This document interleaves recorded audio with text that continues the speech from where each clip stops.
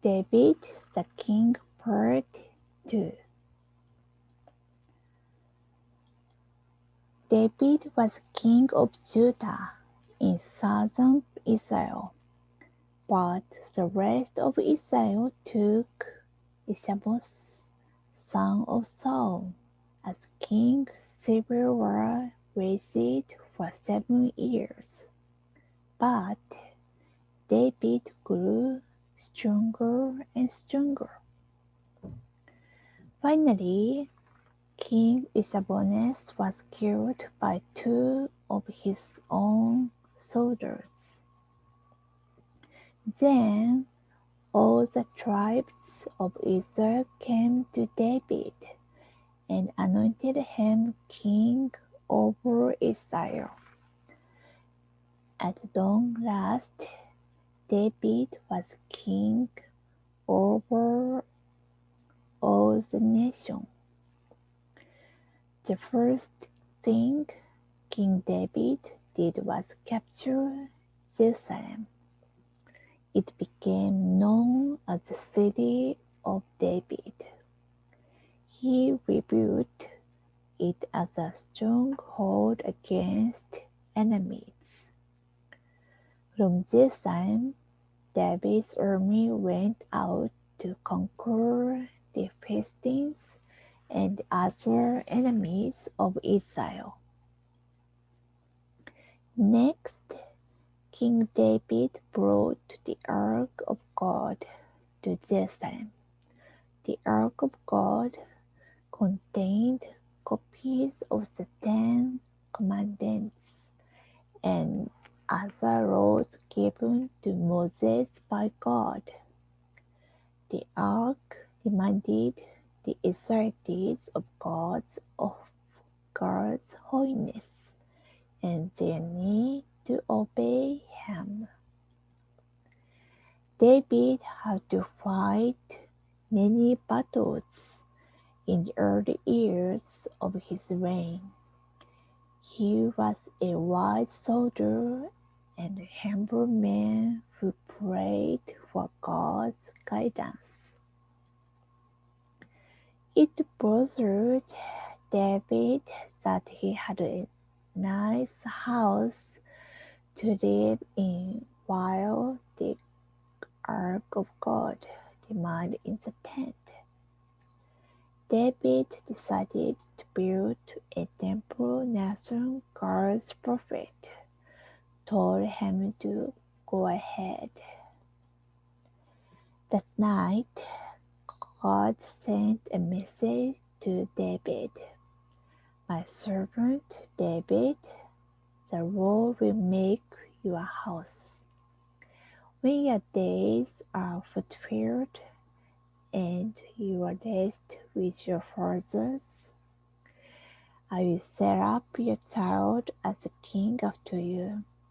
He shall build a house for my name, and I will establish the throne of his kingdom forever. David wanted to help any survivors of Saul's family. He found only Jonathan's son, Mephibosheth, who was crippled. He shall eat at my table like one of the king's sons, David said. David was kind to Mephibosheth because Jonathan had been his best friend.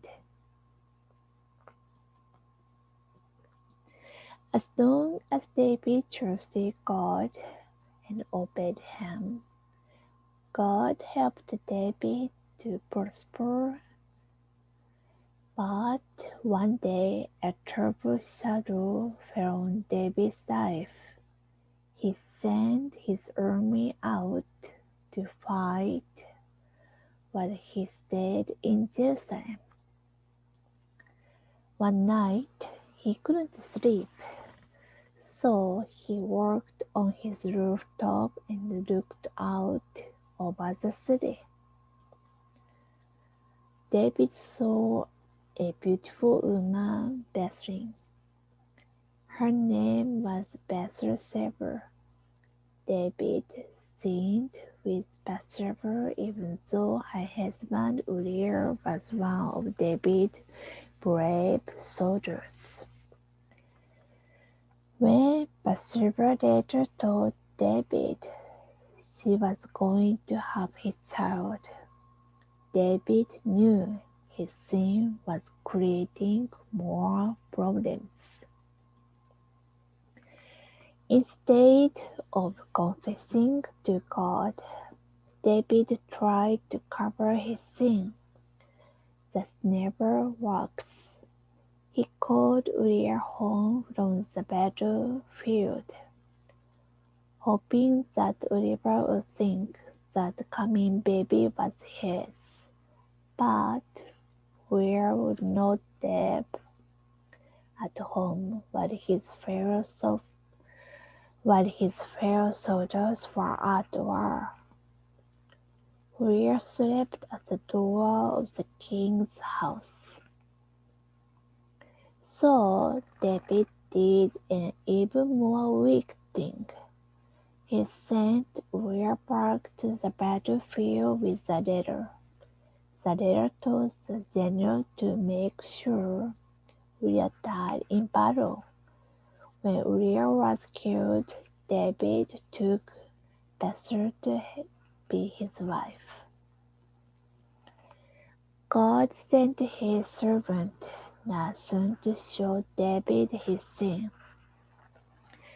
Nathan told David a story about the rich man and the very poor man. The rich man had hundreds of sheep, but the poor man had only one dear lamb, which he treasured like a daughter.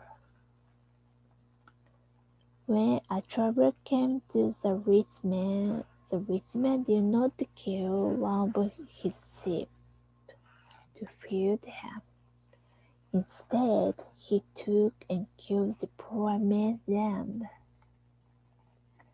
David was angry at the rich man's selfishness.